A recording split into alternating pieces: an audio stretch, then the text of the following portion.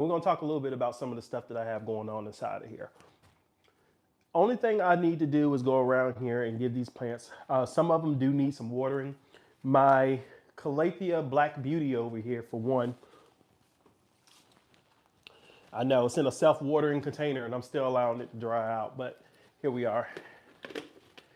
Remember with this plant, what you do, if you're giving it any type of water straight out the sink, is mix a little bit of fertilizer in with the water.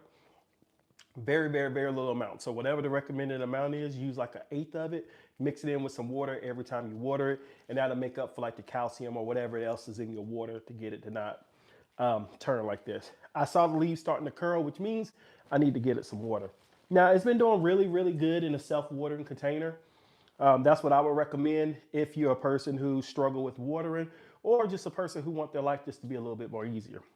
Let me run and get the jug of the water right quick. But other than that, though, guys, I'm telling you, the plants around the house, as well as in this room, of course, are doing amazing.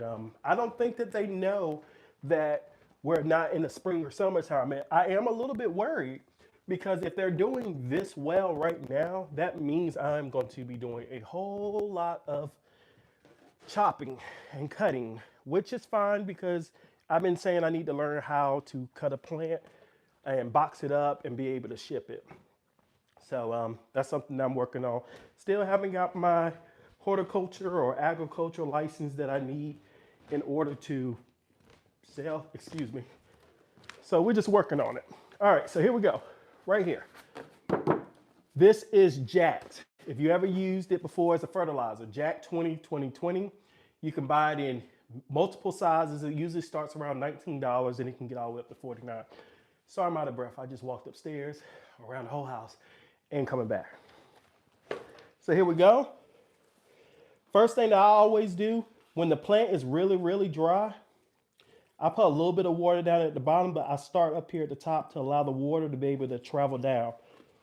Now, if I would have caught this before the plant completely dried out, I wouldn't be watering it from the top. I would just take it out and water it at the bottom. But since I let it dry out a little too much, I'm gonna do it this way. Now, I don't put a whole lot of water in with this Calathea to see it come down the bottom. And the reason why is because I want the self-watering container to do its job. So by me watering the top part of the soil, I feel like it's gonna meet it halfway and it's gonna take care of it. And we're gonna put this back here. Most likely, if this one needed some water, the Stromanthi isn't too far behind. They pretty much run on the same cycle. Now the Stromanthi doesn't look as dry as the Calathea was. It doesn't feel, but there's no water in here. So I'm gonna go ahead and just give it a little water. Make sure we stay doing good. No signs really of it drying. This probably is a leaf from the last time. I'll just cut it, but it's doing pretty good. Now Stromanthi, to me, is not a beginner's plant. I don't believe it's one of those hard plants that's difficult to maintain. If you get it, they'll die. It just requires you to look after it just a little bit more than most of your other common plants. Again, the reason why it took me so long to get a replacement of one of these was because I didn't want to have to deal with the watering issues. Self-water container helps, but as you can see, I'm still running into a few of them, which are ironing this way out. Nothing recently, as you could tell. We've been growing and it's doing pretty good, but just when you miss that watering cycle, that's why I knew I had to get these repotted. When you miss that watering cycle, these leaves are not going to be forgiven and bounce back. So it's going to tell on you, like it's telling on me right here. Now I give these fertilizer as well. I give it FOOP. You all know what I'm talking about with that, right? I can show you.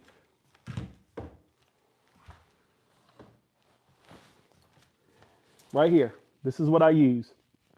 I use it with anytime I water my plants. Now, in particular with this one and the Calathea that I just showed you. Now, if I'm giving that Jack's fertilizer in the water every time I water it, basically, if you see a little bit of blue in the water, I'm not giving it any type of FOOP. I stopped giving this plant FOOP once I started giving my Calathea a little bit of fertilizer with each watering. And then I started doing the same for this one. Both of them been doing pretty well. These plants, they can range from $24 to $39 on average that I've seen. And they're not as common in your big box stores. You're not going to just walk in Home Depot or Lowe's and find them. But typically, if you go into your local nursery, you'll be able to find them. And of course, you can buy them online. Now, speaking of online, let's start talking a little bit about that. We're starting to get into the warm seasons, or get ready to walk into the warm seasons. And I want to tell you some of the things that I do when I'm looking at some plants online. For one, I would rather buy from somebody who personally knows somebody that they bought the plant from. So that way I know I'm getting some of good quality. When I first started doing my plants, started buying them, I didn't care who they came from. If they had what they said they had, then they had me as a buyer. I lost a lot of money. I misidentified thousands of plants. Well, I'm not gonna say thousands, I didn't buy thousands, but hey, how you doing, Kenny? Kenna, I believe I'm pronouncing that right. Hope you're doing fine. I bought a whole lot of plants that was mislabeled. People just throw them on there. Hey, how you doing, Maggie? People just mislabeled them, and I bought them. And first thing I do was take a picture of them and put them on my Instagram page. Remember, because initially my Instagram page was just so that way I have a photo diary of all the plants that I have, the upkeep, how they start from being small all the way until they got to be large. Then somewhere along the line, after doing the Instagram for about a year, I was like, oh, I want to do fun, cool things with the plants. I want to do little sayings. I wanted to have fun on it. It became more than just a diary. Now it's a diary and I have fun. And if you follow me in the stories, I talk about my day-to-day life and day-to-day dealing with the plants and so forth. So that's what that was for. YouTube here, of course, was supposed to be just for teaching. And what happened was I got bored. Got bored just saying, you want to do this, you want to do that, you want to get that going. And I didn't get bored helping people save their plants. I just got bored off of the cycle that I was doing. I just was doing too much. I was trying to record 2 times a week. I was trying to do shorts, trying to do reels, and I also have TikTok. So I have all of these things going on. And really, if you have too much of anything going on and not enough balance, you basically just cancel everything out because you just feel overwhelmed. So I took a step back to reshift, refocus, and I feel like that's not only been beneficial for me, my mental, but beneficial to my plants. I want to show you all this elbow yet. I've shared it behind the scenes, but I haven't showed it and took an actual picture of it and posted it yet. But take a look at my elbow. And while we're at it, we'll go ahead and take a look at my Thai constellations as well. So this is my elbow. Monstera albo. I have a new leaf that just unfurled. I think it's gonna be beautiful. This was the last leaf it pushed out, and I really love the way that leaf looks. And this right here is the Thai constellation. This was one of the ones, if you watch Hit Sips and Plant Tips when I did that series, don't worry, I'm bringing that back. Again, I have ideas and I have visions and I love just having fun with creating with the plants, but it requires a lot of time. And me, I always overcommit myself. I'm like, oh, I could do it. All I have to do is just do it. And I start doing it, and then I start seeing things that I could perfect it, make it a little bit better. And then what happens is that I run out of time to do it because it's more than just hitting a simple record. You got to edit. You have to understand which direction are you trying to push this? Are you trying to be funny, like give people a laugh? Are you trying to teach them something? Do you just want them just to resonate with it? There's so many different ways that you have to do. So you can have the perfect formula. Well, I shouldn't say perfect formula. You can have a formula down that you're like, oh, well, this is a beautiful plant. Let me show you how to do this. And it just completely flops. And when it flops and you put a lot of work into things, it hits different. So this right here, though, the elbow is pushing off. This was a plant that was sent to me from a friend. This right here, of course, was the Thai constellation that I bought from Home Depot. This was one of the 2 I bought. And we have a new leaf that's unfurling. Can you see that right there? So repot went well. I'm gonna show you the other one.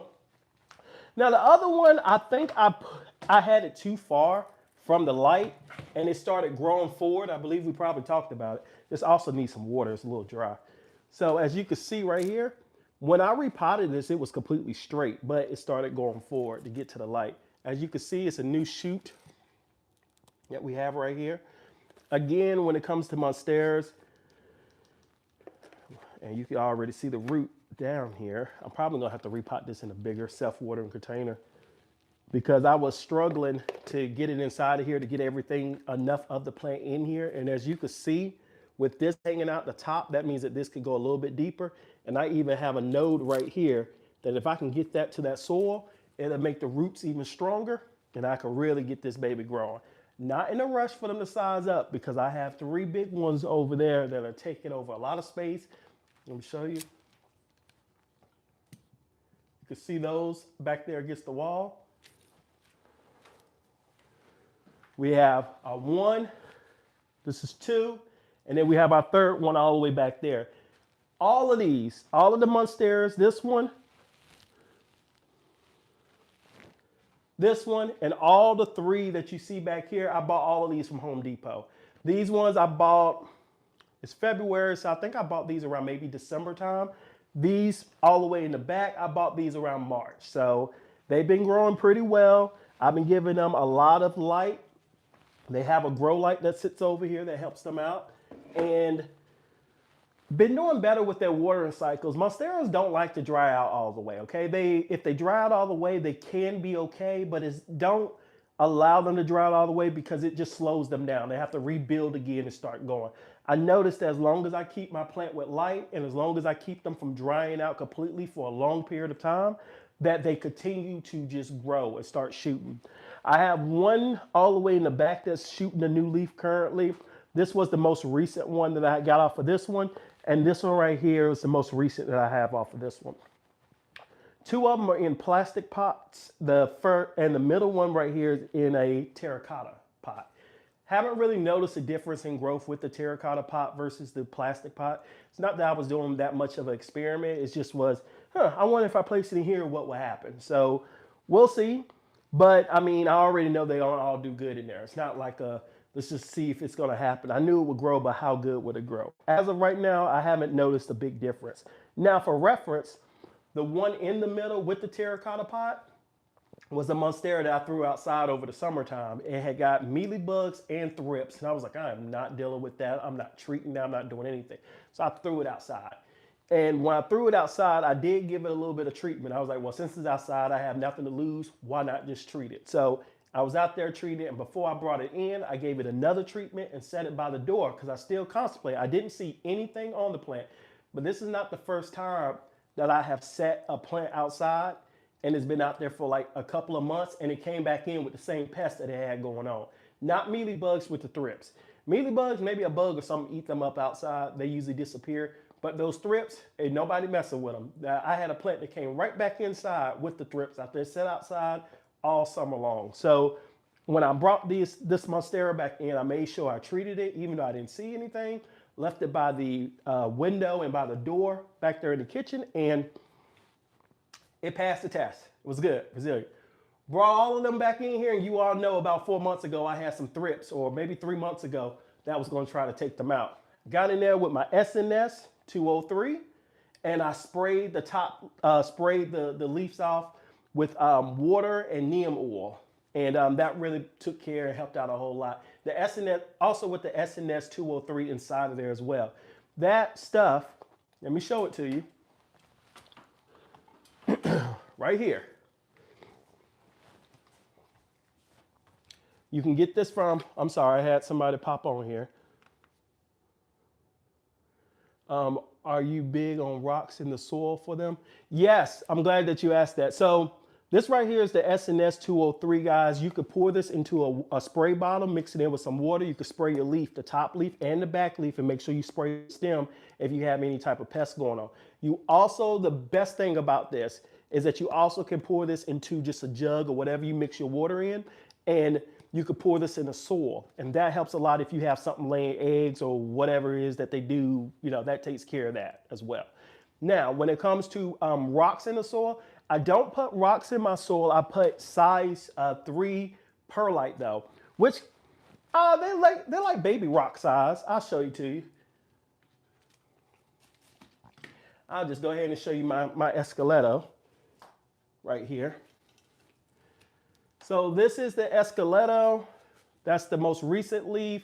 And we have another one that's gonna be shooting out. They're going crazy in this room. I don't know what it is, guys. This is the first fall winter time that I've ever had my room really do great. I don't know what to say. I'm not gonna say I'm proud of me because that seems a little bit I don't know what you call it, but I am proud. So right here though, this is what I use. These are size 3 millimeter, I believe, perlite. Go to Amazon, just type in size 3, it'll pop up the correct name in that. But it does really good. And you all know that if you go to my Instagram and you go to my, because I don't know if I have a link here. I'm gonna look that up so I stop sending you all there. You can stay here. I have a link though in my Instagram, and that has the Amazon store. You can go there, and I have everything listed that I use in the room. Now, if you order from there, you get to save me a little bit of money. It's not gonna save you any money, but you're gonna pay the same whether you buy it from me or whether you just go to Amazon.com and buy from there. So use the list at will. Again, I don't know your wallets, don't care to know your wallets. If you can't afford what it is, then find something similar and go with it. But I'm gonna tell you something, guys. I'm about as cheap as they come. So anything that I listed on there, if it costs $29, believe you me, I tried to find something cheaper. Okay, it was gonna work and it didn't work, and that's why I recommended it. But again, if you know something, I've had a lot of people, all this stuff I'm using here, guys, you all have recommended it to me, or somebody has recommended it to me at some point in time, and I gave it a try and it worked. I didn't know anything about none of this stuff. Nothing. Only thing I knew was to get plants and don't let them die. I didn't know about watering. I didn't know nothing about light. I didn't know nothing about soil. I didn't know about any of that stuff. I just knew buy a plant and don't forget about it. And eventually, I started paying attention to them after they started dying. That was the true wake up. I don't know if I would understand plants as much if I brought them in and gave them water and they was doing fine. But learning how to take care of a plant when they are about to die or as they are making their way, it'll wake you up. Speaking of waking up, I don't know what I'm going to do with this one. So this right here is my Monstera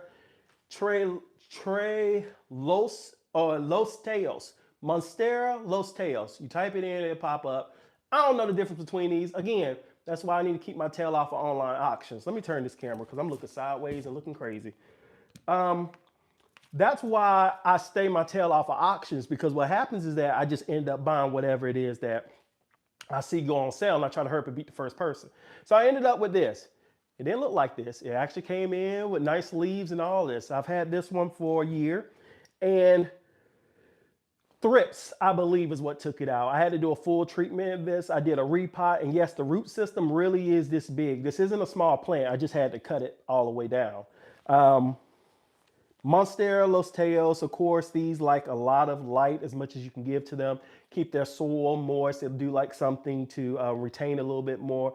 And I used indoor pot mix and perlite. It doesn't even look like I used orchid bark in this one right here. So for whatever reason, I didn't use the orchid bark. It could have been orchid bark that was in the middle of it, or I could have had an issue with the plant drying out a lot, which I forgot. And if I did, then that's why I just went with a lot of perlite in here. And as you can tell, the mix is still chunky. Now, I didn't really mess around with the soil that was inside of there, because all I did when I did the repot was just take the plant out that pot, put it to the side, put a little bit of soil down here at the bottom, drop the plant in there. Then I just topped it off because, hey, it was doing fine. Now, because I went in a little bit deeper in here because of the root system, I went in a little bit deep in here to allow space here. So that way when some roots start coming out the bottom here, I'll be able just to pull it up and adjust. So that way I don't have to do a whole new pot. Just a little something I learned along the way. It saves a lot of time. I'm telling you, when it comes time to you got to get ready to repot a plant and you realize you don't have to really pull it out the pot. Now, one of the things that you do have to do though, is that if you have a stake or something there, you do have to kind of pull that out. So that way when you pull your plant up, you hit that soil and allow as much to be able to drop down as possible so you can go in there and top it off. And of course, when I do the repot, some of this that's just right here hanging around, I'm gonna mix that into actual soil so that way the plant can sit in soil. But this is the Monstera Los Teos. I'll keep you all updated as it continues to grow. Since doing the cut, I feel like the plant looks a lot better. I mean, it just, every day it was just going worse. It was just getting worse and worse, you know? Besides that, I do have so an update for you with the Scindapsus. You all remember when we repotted or propagated the Scindapsus about 3 weeks ago? The one that was at the window was really big and we need to chop and cut it down, and I told you we'll get a couple of plants from there. Well, here's the update. I'll show you the bad first so we can get that out of the way so we can focus on the good. This is the first time of me unwrapping this, by the way. I saw it this morning. I said, you know what, we'll just get in here and talk about it. We have 2 leaves in here that are turning yellow. Now, first thing that I thought it was before I even looked, guys, is that the soil, the peat moss that's inside of here, well, not peat moss, sphagnum moss, sorry. The sphagnum moss that's inside of here is too moist. So what I'm gonna do is leave this out to allow it to air dry. And I may need to get in here and switch up some stuff. But take a look at this root right here. Look at that. Okay. Yep. So told you all. I mean, you learn this stuff. Trust it from me. Now this right here, we do have a root system coming from here, but the leaf is yellow. So, oh, that peeled right on off. I was gonna say I'm just gonna keep this and keep it moving. So now right here, what I have going on, can you see? This node, I could just place this back inside of here. But what I'm gonna do is allow the soil or the sphagnum moss to completely dry out before I do that. If not, I'm gonna keep having yellowing going on. I have nothing going on here. Let's look a little closer. Now the daggone thing happening on this one yet. Just a yellowing. So this is gonna now become a wet stick. And a wet stick just simply means it has no leaves, no anything. I didn't know what people was talking about when they were like, I took 5 wet sticks and I did. I'm just like, what? 5 wet sticks? What is that? So now you see what we have our nodes right here. And these are gonna go directly in here. I'm just gonna drop them in here because again, I may have to get in here and really just do it because you see that? That's too damp. Okay, I'm gonna definitely have some problems. I'm shocked I don't have as many problems as I do now, but again, that's why I only fool with easygoing plants, and Scadapsus is just as easy as your philodendrons and your Hoyas and your pothos, and you get the picture. Okay, so that's the bad news that we had 2 yellow leaves out there, but as you can see, the rest of them are doing pretty good. Good news right here. Haven't opened this up, but we can check. Now, this one almost need water. It's almost too dry, but here we go here. Plants is doing pretty good. Again, guys, if the plant wouldn't be taken to the sphagnum moss, we would have yellow or we would have black. I mean, it wouldn't be surviving. The fact that it's still green means we still are good to go. Things are going as good as possible.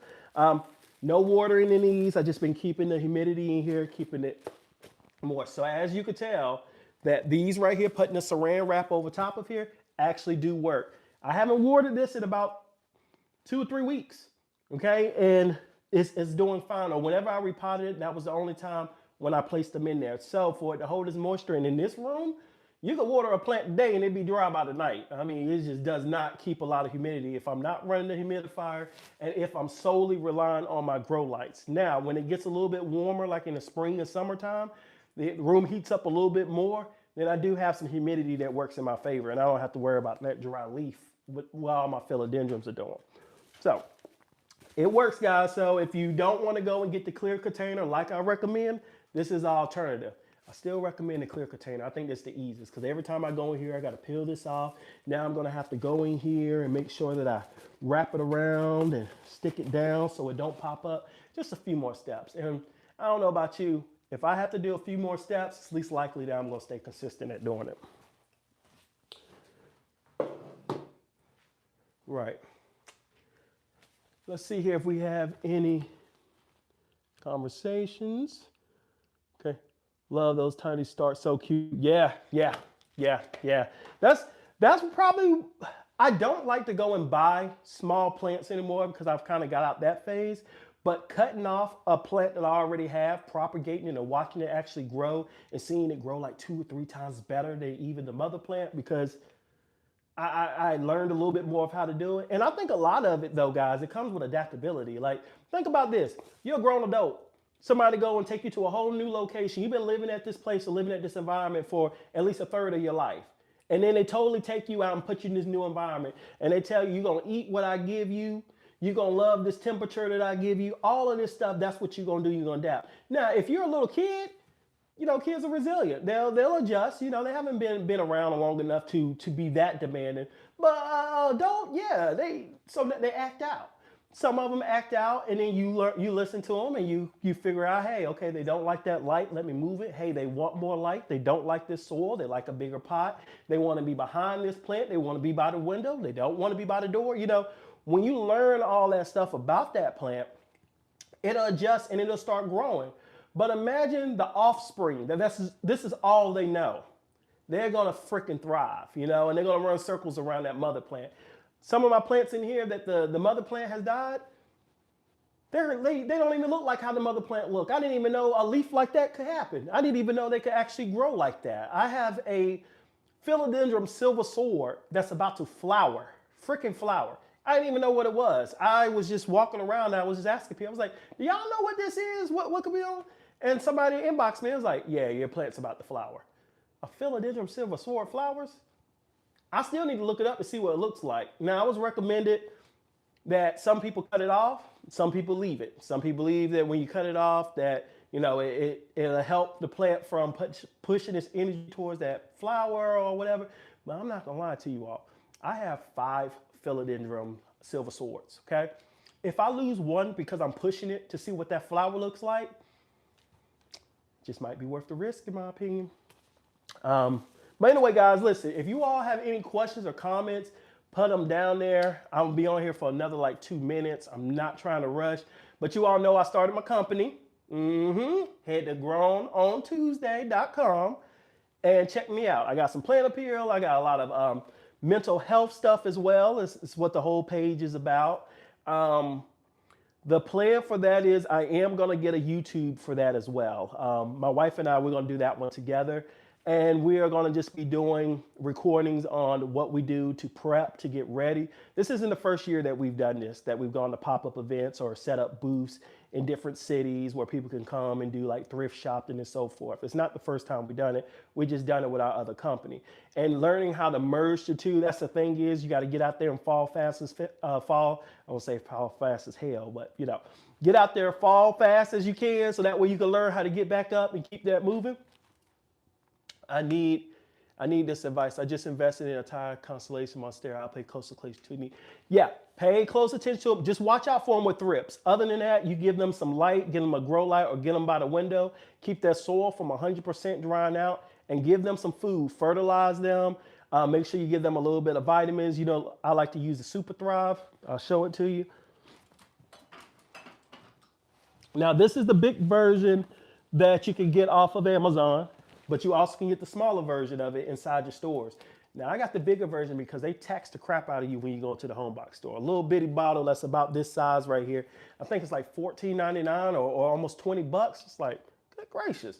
This one right here, I want to say it cost me like $28 and it, boom, does its thing. So this is really good. Yeah, of course, Bewitched.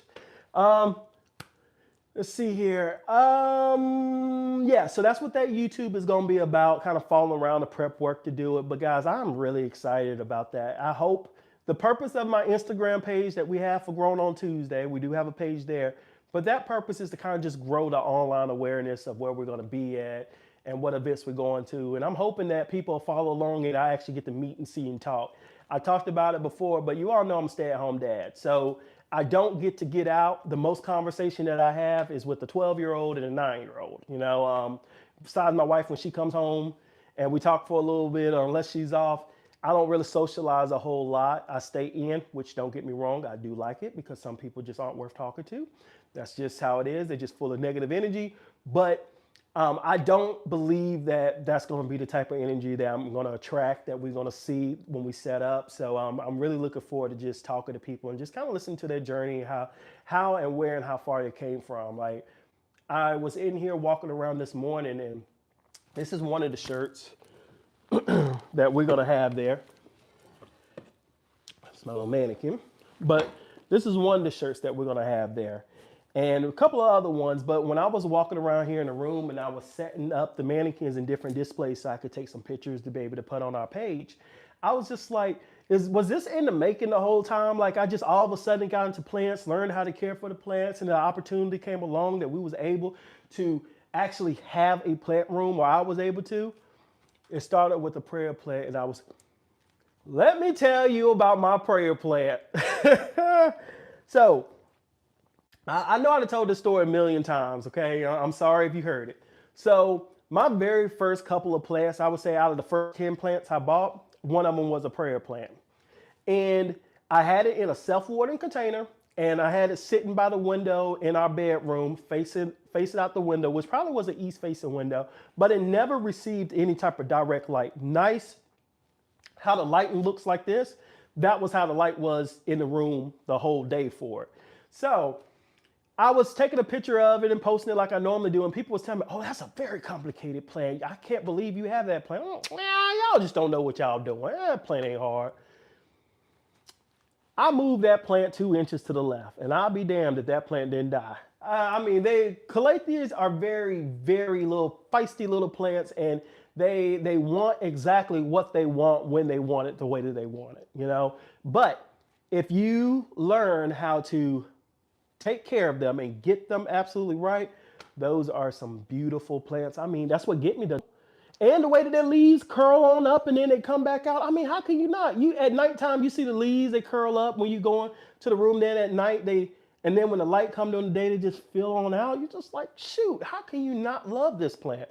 But yeah, after mine died, though, I learned how to, I hear you, mine died. Yeah, I know, they're not easy plants. I guess you need a prayer to keep them alive. That's what they should say in the description instead of just calling them that. But that's where we're at. So that Calathea Black Star back there is the first Calathea that I bought. That part is the coolest thing they move. I know. Now, I love the way a Monstera move too. Have you ever seen them? Like, it takes them a couple of days because they're so big. But move your Monstera now. Don't move it too much because if it dies, I don't want you coming for me. But take your Monstera and just move it like a little inch or something, or whatever, just enough to know that you moved it. And watch that leaf just eventually it's gonna turn and adjust. I think that's so cool. I'm like, I got muscles in your leaves. Like, this is crazy. But yeah, but guys, yeah. So that's usually what that Calathea Black Beauty Star back there. That is my first Calathea that I bought since that plant died because I talked myself out of it. That was the worst thing I could have done though. I don't know if you went and got 8 months and years to get another one. Like, it died, unfortunately, but it had a whole lot to do more with than what you think. Okay, it's just a picky, feisty plant, and anything could have happened. It just could have got darker because it's the winter time, and now it's getting 2 hours less sunlight. I didn't know nothing about grow lights at the time, so if I would have had mine on grow lights, maybe it would have done fine without the adjustment. But again, I moved it 2 inches, so maybe I upset it. I don't know. But anyway, guys, I'm gonna go ahead and get off of here so I can continue making some works, making a couple of shirts and stuff in between because this market is next month, and I probably have about 100 shirts that I need to make that I've been procrastinating. Yeah. So anyway, with that being said, guys, lives are going to be changed a little bit. I'm not going to get on here every single day because I just don't have the time to do that. But I will at least do my best to get on here twice a week. And of course, on Sundays, I'm going to start releasing a long form video. Guys, I need you all to go on there and like it, okay? I need you to watch the video. I promise you I'm not going to bore you. I'm going to go around and I'm going to talk about all the plants, everything that's going on every week of what happened in the room. So some of the stuff that I'm sharing with you on live today, and the next time that we get on live is going to be some of the stuff that I'm going to recap and touch on Sunday. I'm going to make these videos to be anywhere between 20 to 35 minutes so we can really get in depth with it. I have a marker and a pen. Don't worry, I'm writing this out. I'm not going to freelance this. I'm going to stick on topics so I don't waste your time. But we need to get those pushed into the algorithm. I really want to, at some point in time, incorporate the two brands between Growing with Shawn and Growing on Tuesday. You see the plant room now. If you're interested in more than just wearing the clothes or just from that perspective of buying something, you can actually come and learn something. And that's the whole purpose of getting everything to kind of mold together and making sure it's as natural and organic as possible. So with that being said, you all have a wonderful day, and I can't wait to see you till next time.